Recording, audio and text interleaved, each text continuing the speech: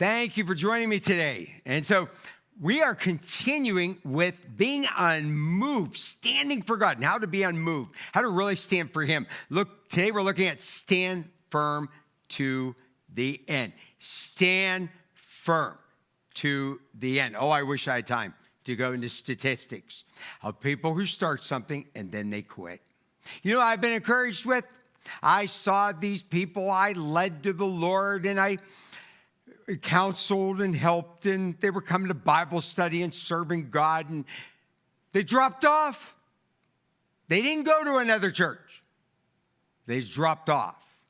Boy, that breaks my heart. You know what God's been doing for me over the last month? Every single week, at least one person, one couple, every week have been coming up to me, say, Pastor Mike, do you remember me? Somebody from 34 years ago. The other day, somebody 21 years ago. Another person over 30 years ago. I was like, wow. Okay, that's encouraging because at least I know in the end, they're going to be standing for God. I can see they come back to God. I really believe they're changing things. Listen, stand firm to the end. Look at Philippians 1:27, standing firm in one spirit. Now, it's talking to us as believers. We want to be with those believers. We're going to be in one spirit, in one mind, striving side by side for the faith of the gospel. It's just kind of amazing. I got some people in the church who have been with me for decades. I mean, decades and decades and decades. Okay, now I've been here with people that have been here for a couple decades. Other people for a decade. Oh, these people are so faithful, faithful Lord. I got to tell you a little secret. Are you ready?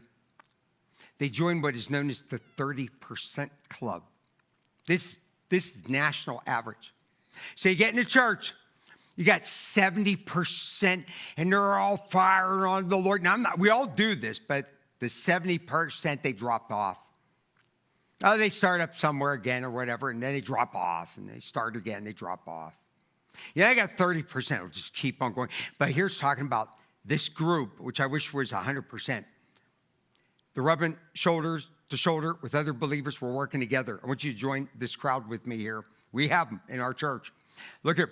The only statue still standing in an ancient city after an earthquake was the one with the deepest foundation. Do you see that? The reason why the oak tree is so powerful, and the reason why I always prayed at the oak tree, somebody accused me of praying to the oak tree. I just pray to the oak tree. He worships trees, so I would pray at the oak tree because of its root system and how powerful and strong that tree is. You want to be deep-rooted in the Lord, to stand firm, to stand strong, and stand firm with other believers like this to the very end.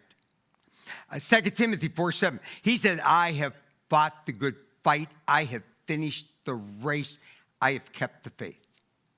Now, we won't follow somebody like Paul. Now, I hate to admit this, but there are people that do ministry. There are pastors, okay? And none of our pastors and myself are above to become this person in which we fail our congregation. We do something horrendous. We turn our backs on God or whatever the case may be. I even hate saying those words. I would rather die. Let me tell you, I have failed the Lord many times over the years. Okay, but there was something deep inside of me. Get back up on your feet. Get back up on your feet. And that's staying power. That's what keeps you standing and fighting, serving God with conviction. And you want to stand to the very end with other people. So what you look at is you never follow a man. Never. You follow God, right? You follow God. You got a best friend. I see this all the time. And they got some little boo-hoo baby thing going on. Oh, I'm all upset about this, that. And you see them running here, running there. They stop following God. Let's ignore them. I don't care if they're your best friend. I don't care if it's your spouse. I don't care if it's your kid. I don't care if it's your parent. Pray for them. But don't follow them. You don't follow them. You set the example. You stand. You stand for the Lord. Have that testimony. Finishing doesn't require speed. It requires staying planted, to stay planted. Keep standing until you hear, well done. Wow, I like that. All right, here we are. I expect you to stand for the Lord, and you're going to do it on steroids. I want you to make it your goal. I want you to pray about this.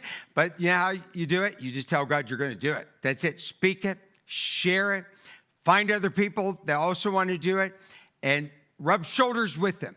And let's stand for the Lord until the very end.